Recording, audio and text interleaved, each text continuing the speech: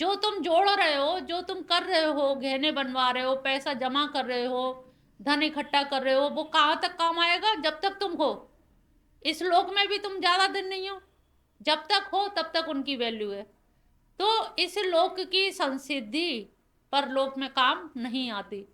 तो अब तुम सारे लोगों में सोचोगे तो तुम्हें खुद लगेगा कि हमारे शरीर या हमारे होने की बड़ी महत्ता है। मैं हूं, इट इज इंपॉर्टेंट थिंग। मैं हूं, बस यही, ये इतना ही बोध रखो। सुबह जाग के उठ जाओ तो ये कहो, प्रभु मैं हूं। और मैं किसकी वजह से हूं? तुम्हारी वजह से। तुमने रात में श्वास ना चलाई होती, रात में सोते के सोते लोग रह जाते हैं। तुम्हारी कृपा ना होती तो श्वास कौन चला रहा था? कोई अंदर बैठा है परम तत्व जो श्वास चला रहा है, और वो बैठे बैठे अंदर सपने भी देख रहा है। एक तरह से दूसरा ही आदमी अंदर है जो स्वप्न भी देख रहा है। तुम क्या कर रहे हो? व्यवहारिक सत्ता को मान रहे हो, वो प्रातिभाषिक सत्ता को मान रहा है, स्वप्न जगत को मान रहा है। जगत तो दोनों ही है, ये जागृत जगत है, वो स्वप्न जगत है। तो कोई शक्ति तो तुम्हारी ऐसी है जो मेरे अंदर बैठी है, और तुम्हारी वजह से ही मैं जीवित हुई हूं, तुम्हारी वजह से ही मेरी यहाँ आने की इच्छा हुई। अगर आपके पूर्ण फल ना होते, पूर्ण कर्म अर्जित ना होते, तो तुम लोग यहाँ आके बैठ नहीं पाती किसी भी हाल में। हम तुमको बुला के नहीं लाए हैं, कन्हैया ने तुमको साक्षात बुलाया है। पीछे से प्रारब्ध तुमको धक्का देता है। किसी जन्म में तुमने भगवान कृष्ण की लीला श्रवण की होगी, किसी जन्म में इनकी आराधना की होगी, कोई विचार आया होगा, वो विचार सुसुप्त अवस्था में पड़ा रहा, लेकिन जब मिशन की बात सुनी तो मन हो गया, क्योंकि वो सुसुप्त अवस्था में बीज रूप में मन में पड़ा था, लेकिन अंकुरण नहीं फूट रहा था। जब बारिश हुई तो किल्ले फूट गए। बारिश कैसी हुई? किसी पड़ोसी ने हमारी कृपा दृष्टि, कृपा दृष्टि, कृपा वृष्टि, कृपा वृष्टि होती है तो कोई ना कोई किसी को बता के ले जाता है साथ में कि चलो तुम वहां चलो, वहां तुम्हें आनंद आएगा। तो सोचो, अब तुम्हारा पूर्ण विजय, पूर्ण जो फल था वो तुम्हें यहाँ लेके आया। तो अब इसमें तुम विधान देखो, खींचा इन्होंने, कर्षति इति कृष्ण, इनमें क्या आकर्षण है, खिंचाव है, ये खींच रहे हैं, और पीछे से प्रारब्ध धक्का दे रहा है। तो अब वो धक्का दे रहा है प्रारब्ध, इन्होंने खींचा, तो इसलिए तुम यहां बैठे हो। हाथ पकड़ के आ गए। हाथ पकड़ने की भी इच्छा हुई उस बीज रूप में पड़े हुए संस्कार की, क्योंकि मैंने पहले भी कहा, शुभ संकल्प मरते नहीं है, शुभेच्छा मरती नहीं है। लोकेशना मर सकती है, वित्तेषणा मर सकती है, पुत्रेक्षणा मर सकती है, लेकिन हमारी शुभेच्छा नहीं मरती है। इसलिए शुभ संकल्प करो। कितना भी दुख हो या कितने भी परेशान है, अरे हमें कहाँ मिल जाएगा, नहीं मिलना, बचने का दरिद्रता, बिचारे का दरिद्रता। इसमें भी तुम कंजूसी कर रहे हो तो फिर क्या है? फ्री की चीज में भी तुम्हें लगता है अरे हो पाएगा नहीं, बेकार सोच रहे हैं। अच्छा सोचो। अब्दुल कलाम हमेशा कहते थे ऊपर बड़े बड़े सपने देखो। तो बड़े सपने देखने से हो सकता है कोई प्रारब्ध फल अर्जित किया हुआ पड़ा है कई कई जन्मों के, और ये एक जन्म के नहीं होते। तुम लोग यहाँ बैठे हो तो कई कई जन्म का पुराना कोई पड़ा होगा, और पुराना ही कोई संगी साथी मिल गया, तुम्हारे पड़ोस में आ गया, और वही तुम्हें खींच के यहाँ ले आया। तो ये सोचो कि हमारे महिमा और गरिमा इस मनुष्य तन की इतनी ज़्यादा है कि हमारे पूर्ण फल यहाँ फलित हो रहे हैं। अब यहाँ आके क्या करोगी? भक्ति कम होगी कि ज़्यादा होगी? बढ़ेगी ना। तो ये इनकी कृपा हुई ना तुम पे। भक्ति को बढ़ाने के लिए घर का कोई मनुष्य तुम्हें नहीं आगे बढ़ाएगा कि चलो तुम भक्ति करो। उनकी कृपा थी और तुम्हारे कर्म फल थे। तुम्हारे कर्म फलों की वजह से भगवान अपनी शरण में ला करके बैठा लिया।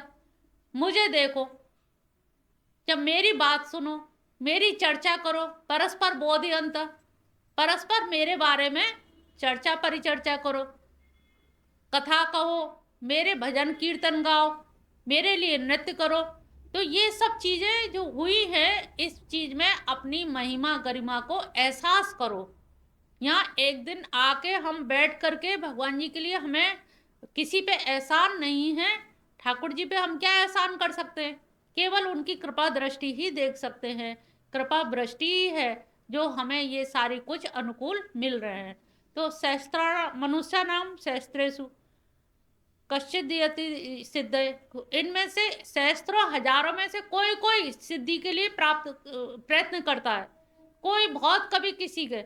अब तुम कोई में आ रहे हो, इतने सारे लोगों में से कोई है जो तुम, उन कोई में तुम्हारी गिनती हो सकती है कि तुम लोग प्रयास कर रहे हो।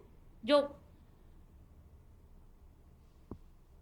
यत्ता मामवती सिद्धा नाम कश्चिन माम वेदति।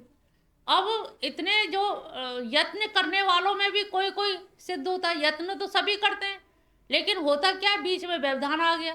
आज आ रहे थे मिशन के लिए, रिश्तेदार आ गए। बहुत कोई व्यक्ति होगा जो रिश्तेदारों का बहाना बना के कल आ जाना, आज तो बड़ी मुश्किल है, परेशानी अर्जेंट काम से। आप क्या बताओगे, मिशन जा रहे हैं तो उसमें वो भी कहेंगे एक दिन नहीं जाती तो क्या होता। लेकिन एक दिन, आज की तारीख जीवन में जन्म जन्म कभी नहीं आएगी।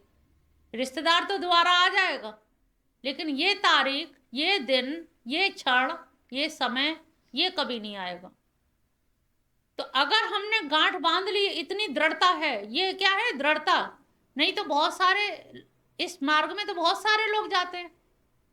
एक बार तो जाते तो सभी लोग हैं कि भगवान के यहाँ से आए, देखे भगवान। बहुत से लोग परीक्षा लेने नहीं आए, देखे मिशन में क्या होता है। आए तो बहुत सारे, 1000 आदमी इसके सदस्य थे। 1000 आदमी सन 2000 में इसके मेंबर बने। बहुत दूर दूर से आते थे। आते आते में काफ़ी कुछ वृद्ध लोग भी थे, चल बसे। और कुछ लोग देखने के हिसाब से भी आते थे कि देखें इसमें क्या होता है। अब उनको मन की रुचि के अनुसार चीज़ें नहीं लगी, और कुछ लोगों को ये लगा कि नहीं, हमें तो उद्धार करना ही, अपना आत्म कल्याण करना है, इससे अच्छा प्लेटफॉर्म कहाँ मिलेगा जहाँ हम रूबरू कृष्ण से बात कर सकते हैं ना। या कोई ऐसी गुरु परंपरा है कि दर्शन नहीं होंगे, केवल गुरु की पूजा करो। कहीं फोटो रखा है कि गुरु की पूजा करो, साक्षात कृष्ण से मिलो। कोई कहता भी हमसे तो हम कहते भाई तुम कहो, हम क्यों प्रार्थना करें। अपनी प्रार्थना खुद करनी चाहिए। और प्रार्थना कैसे होती है? इनकी प्रार्थना होती केवल आंसुओं से। इनका आश्रय मिलता है अश्रु से। अश्रु और आश्रय याद रख लो। अश्रु बहाओगी तो आश्रय मिलेगा। ऊपर खाली बाग बैखरी शब्द झड़ी, श्लोकों की खूब शब्दों की झड़ी लगा दोगे, बैखरी वाणी बोलोगे, बाग बैखरी शब्द झड़ी, बैखरी बोलोगे, मध्यमा बोलोगे, पश्चंती बोलोगे, परा बोलोगे, कोई लाभ नहीं होगा। कृष्ण के लिए तो अश्रु चाहिए। अश्रु है तो आश्रय है। सीधी सी बात है, अश्रु है तो आश्रय है, और पक्का आश्रय है तो अश्रु है। फिर उसकी कृपा पे रोना आता है, प्रभु तूने ऐसा आश्रय दिया, ये तो हमें पता भी नहीं था। तो कृष्ण के लिए 2 शब्द याद कर लो, कुछ भी ज्यादा करना नहीं है, बस अश्रु और आश्रय। और दोनों ही मिलते जुलते से है। बस वहाँ ना फूल चढ़ाना, ना पान चढ़ाना, ना कुछ और भोग लगाना। तुम बस अपने आंसू चढ़ा के अपने आप को धन्य कर लो। तो बड़े बड़े सिद्ध लोग उस मार्ग में जाते हैं कृष्ण की भक्ति में, और कहते हैं कृष्ण तो भगवान सुनते तो है नहीं है, लेकिन वो जो सुनते हैं और जैसी सुनते हैं वैसी कोई सुनता भी नहीं है। तो हजारों लोग तो प्रयास करने में थक के बैठ जाते हैं। अभी तक तो जा रहे इतने दिन से मिशन में, कुछ तो हुआ नहीं। क्या होना चाहिए? कोई तुम्हारी इज्जत पे डाका डाले, फिर भगवान बचाए, तब फिर कुछ लगेगा हाँ कुछ हुआ, भगवान ने बचाया, जाना सार्थक हो गया। सोच, वही तो कह रहे हैं कि लोग कहते हैं हुआ क्या, तो ऐसा ही होगा तभी वो मानेंगे। दिक्कत ये है कि वो लोग चाहते ही ऐसा है कि ऐसे कोई घटनाक्रम हो, फिर वो आके बचाए, तब हम मानेंगे कि भगवान बचाते हैं। क्योंकि ऐसे तो प्रमाण है ही नहीं। तभी तो उन्होंने कहा विज्ञान सहित बता रहा हूं मैं, तो तुझे तो यहाँ सारे के सारे प्रमाण मिलेंगे। यहाँ तो बिना प्रमाण के कोई चीज ही नहीं है। तो हजारों सहस्त्रों लोग, अब देखो आनंदेश्वर से उठ के आए तुम लोग, वहां लोग भिखारी कैसे बैठे हैं, इसी में भगवान को धन्यवाद दे लिया करो, भगवान हम आनंदेश्वर पर नहीं बैठे हैं, भीख नहीं मांग रहे हैं, तूने इतना सजग बनाया है कि अपने कमा के खाना खा सकते हैं, तुम्हें भी दो कुछ फूल चढ़ा सकते हैं। तो इस पे भी अपने आप को धन्यवाद दो, भगवान की शरण में जाके ईश्वर के प्रति आभार व्यक्त करो, हे प्रभु तुम्हारी अत्यंत कृपा है। तो हजारों लोगों में तुम हो और हजारों लोग उस राह में जाते हैं और हजारों में से भी हतोत्साहित हो जाते हैं, कोई कोई ही आदमी वहां तक तत्व से मुझको जान पाता है। क्योंकि तत्व से जानने के लिए कभी कभी लोग कहेंगे उनको जान भी लेंगे तो क्या होगा, भाई ठीक है तुम्हारी भक्ति कर रहे हैं और भक्ति का हमें कहीं ना कहीं फल मिलेगा, आश्रय तो दोगे तुमने कहा है, पर पहली शब्द हम लोग सब भूल जाएंगे, आश्रय ढूंढेंगे लेकिन पहला शब्द क्या है, आसक्ति मेन है। ये समझ लेना, कृष्ण के लिए प्योर हार्ट है, वहां दगाबाजी नहीं है, कृष्ण की भक्ति में यही है, गद्दारी नहीं है, दगाबाजी नहीं है। जैसे वो प्योर हार्ट है, वो उन खुला खेल है उनका, तो हर लीला खुली हुई है, कहीं कोई छुपाव नहीं, कोई आडंबर नहीं, वो हर लीला में उन्होंने अपने आप को बिखेरा है, अभिव्यक्त किया है, चाहे वो चीरहरण लीला हो, चाहे माखन चोरी लीला हो, चाहे नाग नथैया हो, तो हर लीला में उन्होंने खुद को हर व्यक्तित्व के हर आयाम को अभिव्यक्त किया है।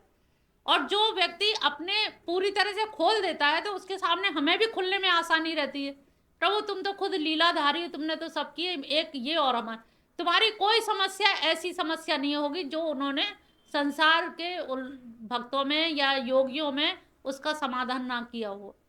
तो वो हर पहलू से, बहुत से लोग आजकल जो फैशन चला है ना, ब्रेकअप हो गया, तो वो ब्रेकअप का भी उपाय बता देते हैं कि ब्रेकअप भी हो गया है तो उसका भी उपाय है।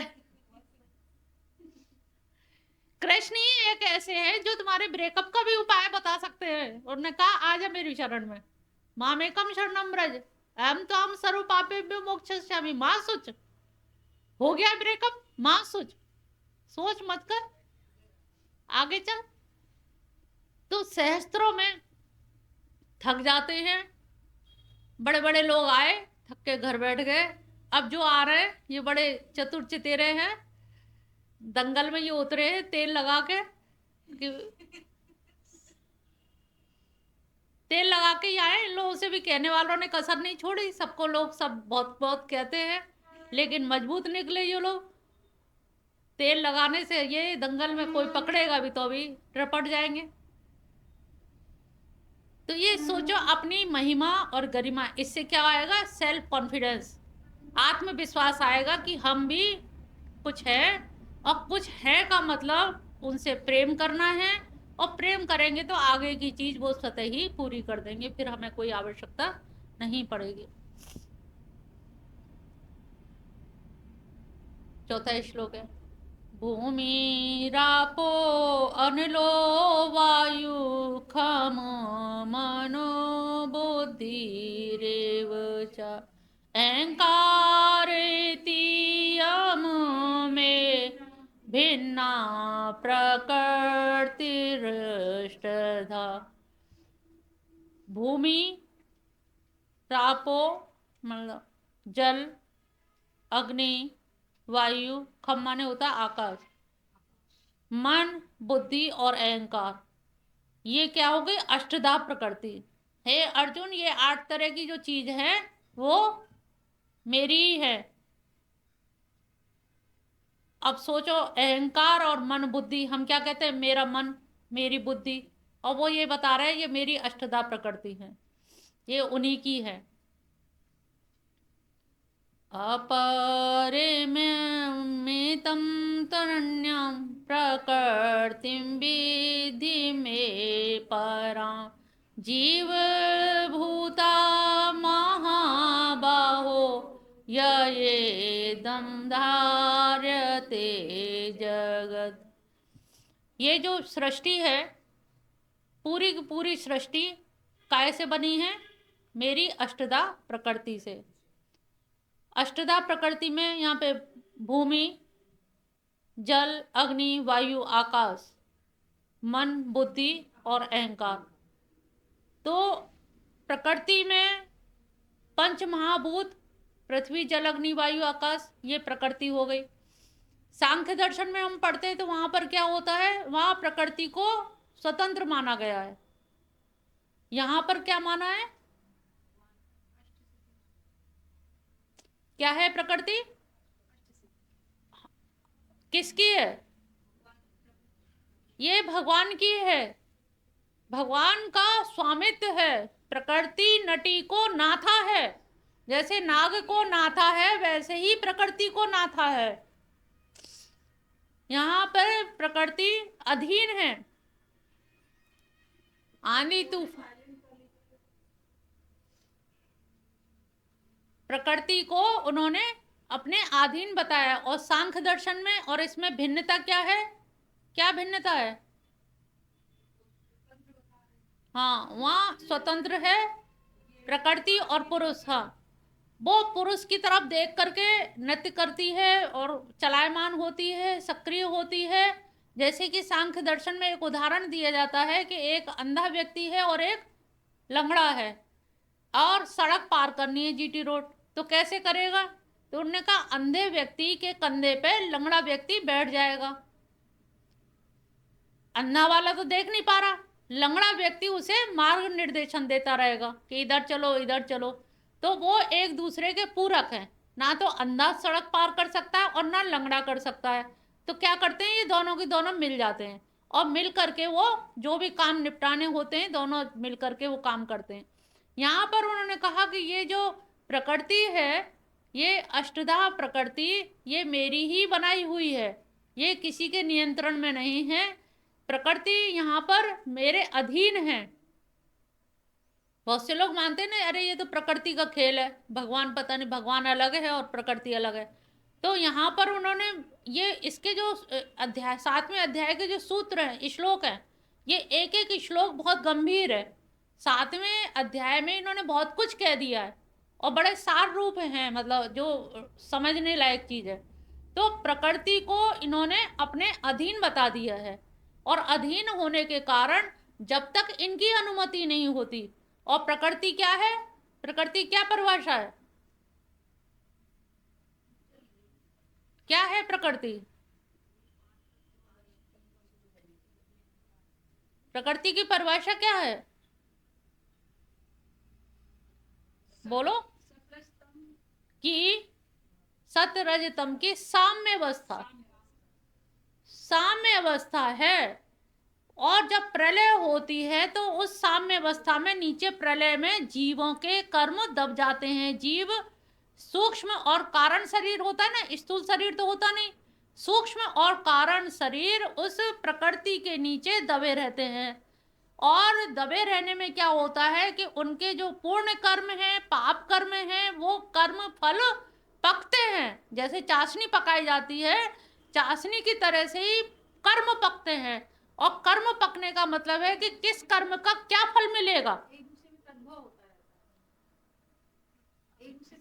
हाँ, अभिभव, तद्भव नहीं, अभिभव मतलब ये तो मनुष्य के टाइम में भी होता है, जब मनुष्य शरीर धारण कर लेता है, ये उस समय भी होता है। इस समय भी हो रहा होगा तुम्हारे अंदर कि कौन सा गुण आगे जा रहा है, कौन सा पीछे रहेगा, एक दूसरे को दबाने की चेष्टा।